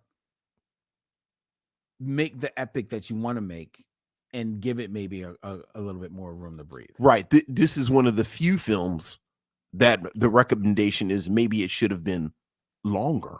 Yeah. You mentioned, I did want to mention this a little bit, that I found it interesting, the James Pickens character who plays Anthony's father. Yeah. Again, maybe 3 lines? Maybe. Because the first scene, what does he say besides "I'll go talk to your mother"? It's all expression. It's all on his face. It's all on his face. But I thought that it was interesting that he is the only person in this movie, outside of guys that went to Vietnam with him, he is the only person in this movie who gives any type of inference that he understands what he's going through. He understands Anthony's decision about joining the Marines, and he also understands Anthony what Anthony's going through when he returns from the Marines. He's the only character that you're given an inkling may have a clue as to what he's going through, yet he's never given a moment to express it. Look, again, to me, that scene at the dinner table when he announces he's going to join the Marines is perfection. It's actually everything you need to know about these two sons and these parents. And Isaiah Washington's character, do they even name him? I don't even think so. As the favored son, right, who went to college, got his degree, now he's going to go to law school. Jennifer Lewis's energy with Isaiah Washington, you know exactly who he is. Yeah. As you said, the father sitting there eating his dinner, you can tell he's trying to you get the sense he knows that Anthony's going to go to the army. I mean, go to the Marines. He's just trying to he's just trying to navigate this. Yeah. Isaiah Washington's character is Jennifer Lewis's son. This is my son. You get all of that. How long are they at the dinner table, Lynn? Not long. 3 minutes? Maybe. 4 minutes? Maybe. Jennifer Lewis has a speaking part. Larenz Tate has a speaking part. Isaiah Washington says one line, and then, as we said, James Pickens is just eating his dinner. Yeah. It's a master class. Like, it's a beautiful, and this is something I was listening to our Minister Society episode earlier too, but this is something that the Hughes brothers do magnificently. Set a scene. Like, just scene to scene, you can pull a scene out, and I'm just going to watch this scene. Yeah. Yeah. And there's scene after scene like this in this film. It's a hell of a movie. It's a hell of a movie. A lot of people in the chat were, caping up for this movie, as well as they were big fans of the soundtrack. I was about this. Look, hey, studio, can y'all get me the clearances to Sly and the Family Stone, a whole bunch of 70s music? Isaac Hayes, Walk On By, The Big Payback, James Brown, I'll Be Around, The Spinners, Never Gonna Give You Up, Barry White. Oh my goodness. Oh my God. If There's a Hell Below, We're All Going to Go by Curtis Mayfield. Please. Do Right Woman, Aretha Franklin. I feel like this film began a reappreciation of Isaac Hayes, because the way they use Isaac Hayes' music in this film. Well, yeah, but it makes sense because Isaac Hayes, probably more so than a lot of performers, Barry White maybe being the exception, is a composer first. And his music is cinematic. Yeah. It is actually cinematic. Yeah. Also, shout out to because I didn't even peep it. I love the opening credits with like the burning of the money. Yeah. I didn't know that the score was Danny Elfman. How about that? I did not know that. How about that? I actually really enjoyed that. Yeah. I mean, you get lost in the soundtrack the rest of the way, but that opening score is very evocative. And I have to say, I run hot and cold with Danny Elfman. Me too. Because a lot of Danny Elfman scores sound like Danny Elfman doing a Danny Elfman riff. Yeah, some of them, yeah. So, yeah. I do appreciate when I hear him trying to be a little different. And this sounded pretty cool. Yeah. Because it what I appreciated it mostly is because that, like you said, that image, the poster image, sets you up for a vibe. Right. And his score, I think, gives you that vibe without, being on the nose. Right. At all. It still is very cinematic. It feels epic, like the movie I think absolutely yearns to be. Yeah. With all that being said, Vincent, would you recommend Dead Presidents? I would absolutely recommend Dead Presidents. I think, again, I'm going to keep coming to frustration, but it's frustration born out of love. It really frustrates me that we only have these 4 films. from the Hughes brothers. I know. And I mean, even if you fold in American Pimp, which is a documentary, like it seems like they had so much, or they have so much. And they're still so young. They're almost 49 years old. I was just about to say they're not dead, but it does seem like you almost have to watch all of their films. I mean, there's only 4. You might as well. Right. But yeah, I would absolutely recommend. It's amazing that they have not done a film since the Book of Eli, which is 2010. Yeah. And how long was it between From Hell and the Book of Eli? 9 years. I was about to say it was like 10 years between that. Yeah. So yeah, I would absolutely recommend Dead Presidents. So would I. It is an engaging film. You know, I think it's enjoyable as a drama. I don't know if it will be necessarily an enjoyable experience. I'm actually saw that in the chat, a couple of people were mentioning that, you know, some of the war scenes were a little triggering for them because of their own experiences or experiences of people that they have known. Which I think is, you know, probably run into that problem with a lot of, you know, and when they're done well, with the realism that this movie definitely led. There's another thing. This movie, the Hughes brothers were given all the toys and all the squibs that they could use. There is a lot of blood in this movie. Look, you said it. You see the trend. I think oftentimes with the war movies, and certainly during the 90s, when after Platoon and Full Metal Jacket, they were kind of churning them out. It became almost cliche of the soldier that goes to war and then comes back changed because he's quote unquote, I've seen things. Dead Presidents shows you that this character has actually gone through something. And I love that he never really says the "I've seen things" line. There's like a little dream sequence. Right, you get the nightmare and that's it. And like you said, it's all on his face and in his body language. Good film. Yeah, absolutely. Very good film. We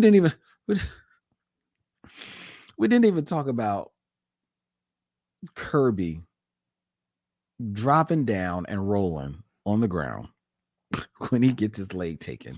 Look, man, in one of the funniest scenes in movie history. I could have watched an hour of young Anthony running errands for Kirby.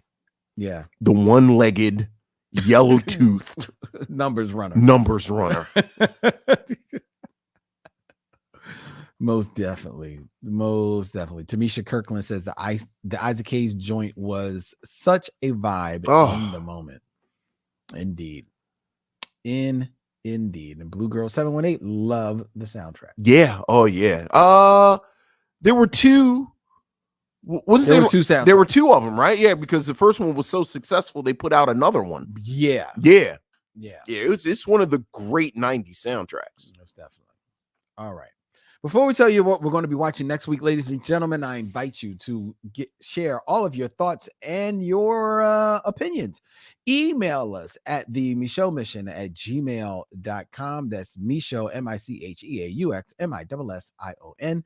Like and follow us on all the social medias, Instagram, Facebook, Twitter, YouTube at Micheaux Mission, as well as on Twitch.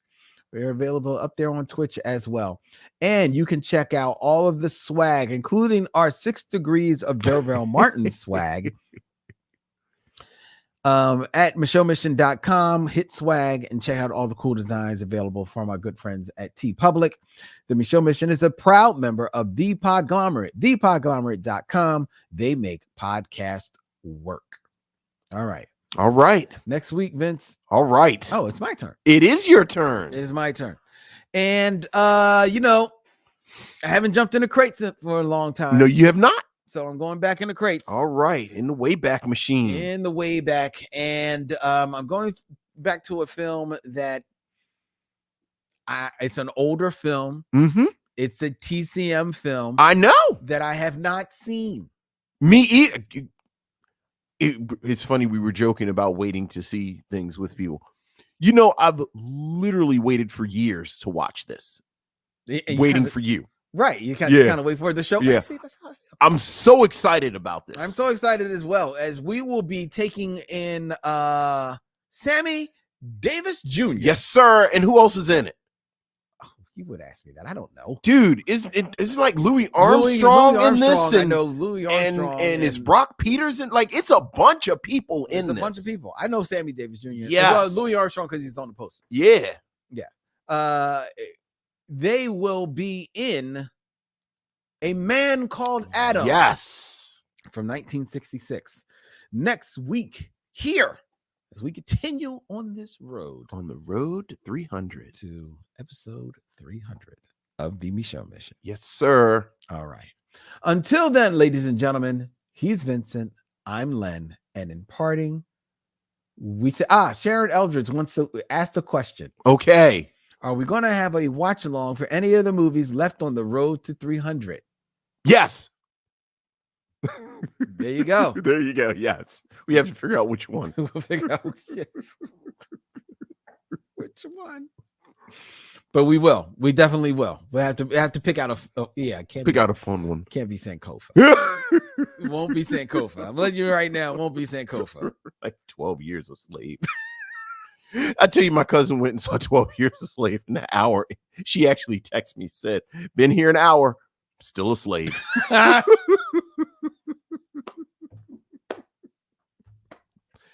I said, well, I mean, it's right there in the title. I mean, they set you up. Right. They told you what you were in for. Right. He was a slave for 12 years. Pretty sure he's going to be there. Right. An hour into the movie, still a slave. Yeah. All right. Again, he's Vincent. I'm Len. And in parting, we say, we'll see you when it's time to meet again.